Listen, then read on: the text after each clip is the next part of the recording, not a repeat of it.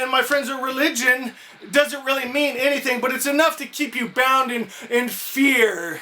My friends, because when you're out of the eye of the dark system and their government and their wars and their guns and their bombs and their control and power, you're under the eye of their God. So you better be paying your tithe and your taxes and being a good student and good at your job and doing what you're told to do, because even if Big Brother can't see you, which they probably can now with all their cameras, but their God is watching.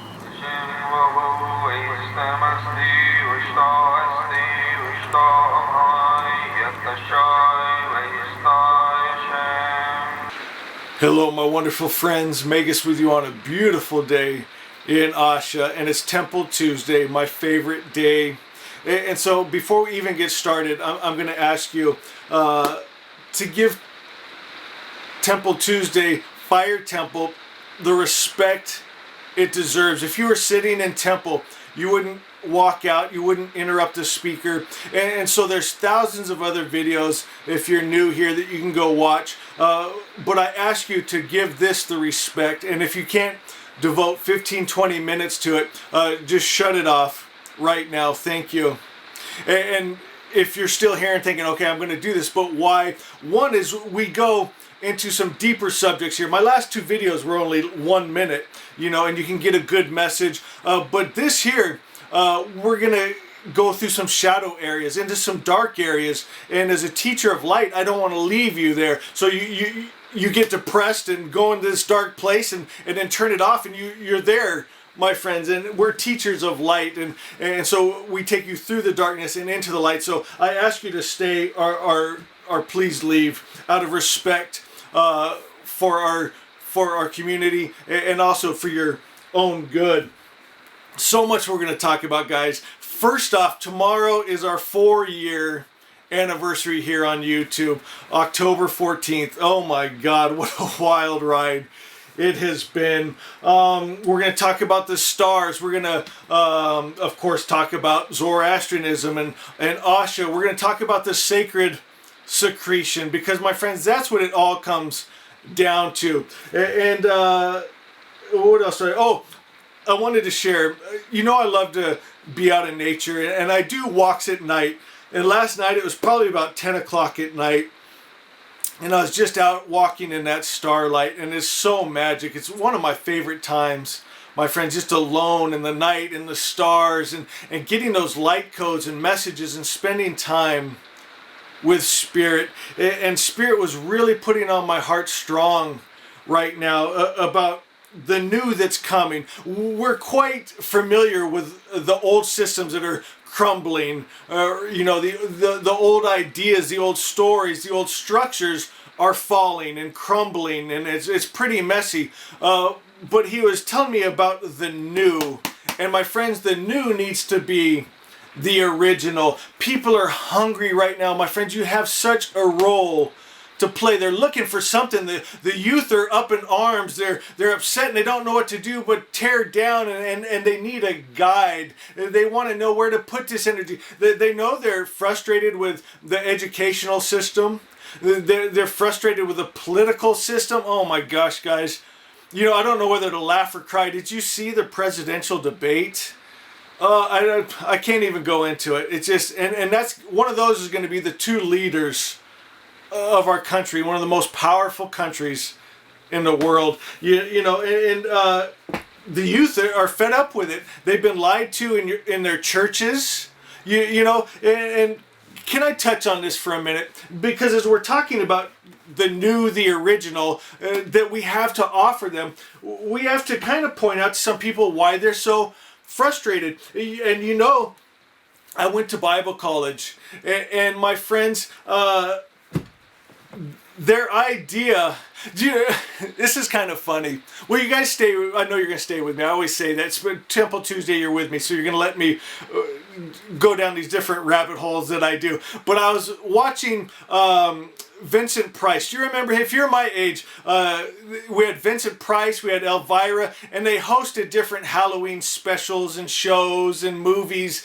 And I was just kind of feeling nostalgic, and I looked them up, and I was watching Vincent Price, and he was in a room full of monsters, right? Vampires, werewolves, mummies. And, he's talking about how humans are scared of their fur and their teeth and their claws, but he started scaring them with stories of humans, of their swords and their guns and their bombs and their poisons and their torture devices, and like the werewolf was shaking with fear and the mummy had big eyes, But my friends, it's funny because a lot of times we can get truth out of humor, can't we? But it's true that humanity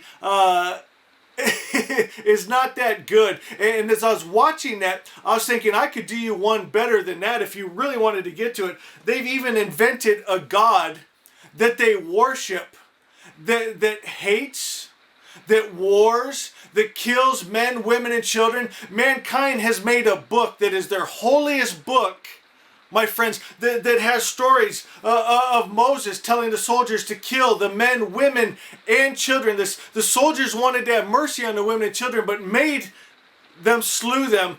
But they were able to keep the hot chicks because for some reason they didn't carry diseases. They kept them as sex slaves, my friends. The story of Joshua and Achan. And this one bugs me so much because of the trickery and the control. But Joshua went in and told his men to kill the men, women, and children. Wipe them all out, my friends. And think about that for 1 minute. What would it be like to kill a child, a woman, a mother holding her children, trying to protect them and killing them? I'm not very proud of it, but I used to hunt. And I used to deer hunt, which is ridiculous because my deer live around me now and love me and I love them. But when I would shoot a deer, sometimes it could take up to 10 minutes for them to die. And I had blown their lungs out with a 308 and they're gasping and there'd be tears in their eyes. And it is horrible.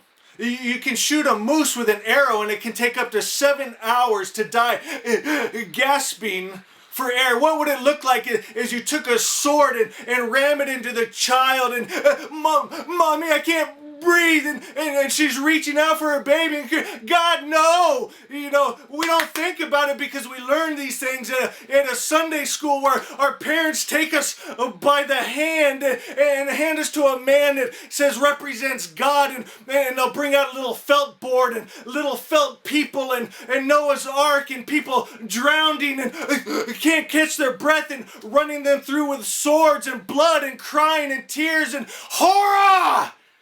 But we don't really feel that, do we? We don't really care what's going on in other people's lives. We see it in the little stories that we see on the TV with Africa. Please send money to these starving children, and our hearts are moved for a minute. But as soon as the commercial's off and back to our program, we don't even send the money. My friends, we don't lose sleep over it. It's not happening to our children.